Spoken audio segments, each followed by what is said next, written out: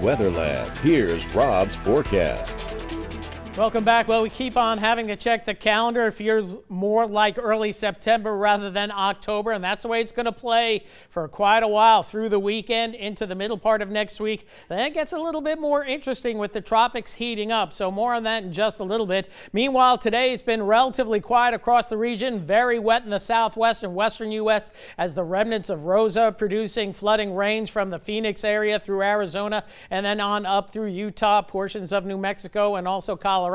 Meanwhile, here locally, finally as expected, high pressure kind of exerting a little bit more muscle, keeping the showers at bay. We just saw a few widely scattered showers, mainly along the coastal parishes during the course of this afternoon. You can see them running east to west, and that's how they're going to be running again tomorrow. But I think we see a few more showers a little bit farther inland for tomorrow. So rain chance tomorrow at 20% looks good, maybe 30%.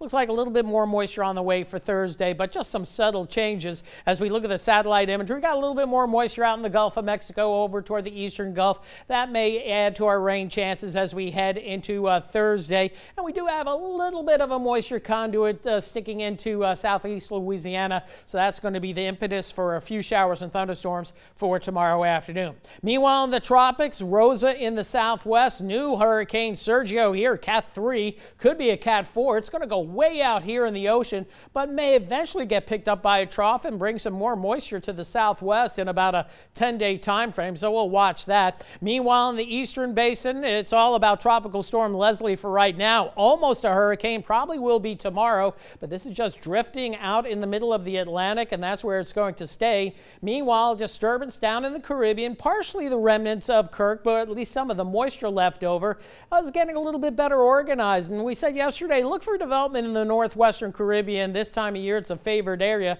and the National Hurricane Center started talking about it today, 20% earlier today, now 30% chance of development over the next 5 days, so something we're going to watch. So let's take a look at the long-range models. We'll look at the GFS and the European model. And the GFS model, this is the operational model, and beyond day 7, we're in fairy tale land, so we'll take you through it anyway. Here we go Friday, some broad low pressure. Then we get into the weekend, that low pressure in the northwestern Caribbean, and this is where the models are going to diverge, with the GFS going all in for a tropical system moving into the Gulf of Mexico and sitting out there for a couple of days. Also, a frontal boundary showing up on the GFS. So this is one solution. Remember, 10 days out, and that's why I have this moniker here, one model projection. It is not a forecast. It's just for guidance. So here's the European model, which is a little bit more palatable for us. Still broad low pressure in the northwestern Caribbean as we go into the weekend, but the European kind of splits the moisture off in two,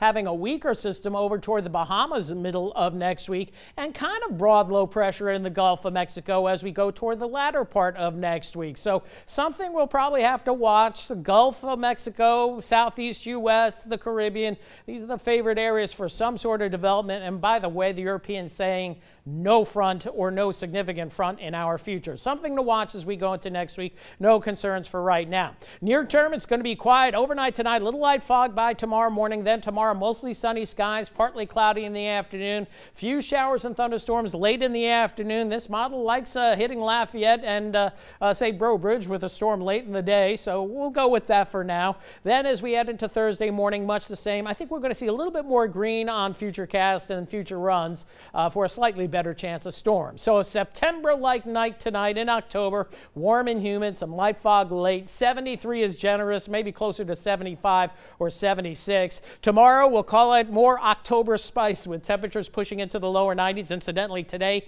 93 in Lafayette, just 3 degrees shy of a record. Few more afternoon storms at 20% for tomorrow afternoon. As we head through the rest of the week, typical summer forecast. Going into the weekend, slightly better chance of afternoon showers and storms at about 40%. Going into next week, doesn't look too wet, looks on the dry side, but toward the end of next week, both the GFS and the European models do indicate at least we're going to see some tropical moisture in the area that will add to rain chances.